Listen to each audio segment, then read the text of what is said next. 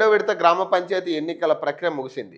3,911 పంచాయతీల పరిధిలో సర్పంచ్, వార్డు సభ్యుల స్థానాలు ఆదివారం ఉదయం 7 గంటల నుంచి పోలింగ్ ప్రారంభమైంది. రాష్ట్ర ఎన్నికల సంఘం అందించిన సమాచారం మేరకు మధ్యాహ్నం 1 గంటకు 80.84% పోలింగ్ నమోదైంది. అయితే అప్పటికే ఓట్లు వేసేందుకు క్యూ లైన్లో ఉన్న వారి సమయం ముగిసిన తర్వాత కూడా ఓటు వేసేందుకు అవకాశం కల్పించారు. దీంతో 85.86%తో మొత్తం 46,70,972 ఓట్లు పోలయ్యాయి.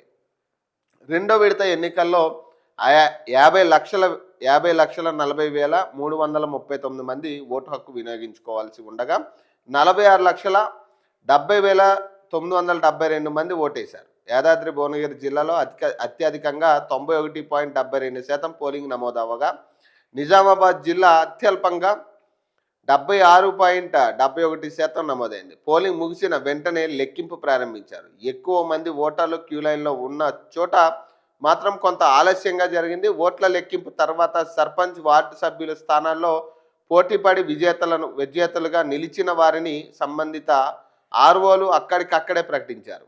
ఎస్ఈసి అందించిన సమాచార ప్రకారం ఆదివారం రాత్రి 7 గంటల వరకు 1,708 సర్పంచ్, అలాగే 15,918 వార్డు సభ్యుల స్థానాలు ఫలితాలను వెల్లడించారు. అదే సమయంలో ఉప సర్పంచ్ల ఎన్నిక ప్రక్రియ కూడా పూర్తి చేసినట్లు సంబంధిత విభాగాలు తెలిపారు. కాగా పోలింగ్ ప్రక్రియను ఎస్ఈసి కమిషనర్ రాణి కుముదిని వెబ్ కాస్టింగ్ ద్వారా పరిశీలించారు. ప్రశాంతంగా రెండో దశ పోలింగ్. సో ఓటమితో మనస్తాపం, గుండెపోటుతో సర్పంచ్ అభ్యర్థి మృతి అంట. 17న మూడో విడత ఎన్నికలు.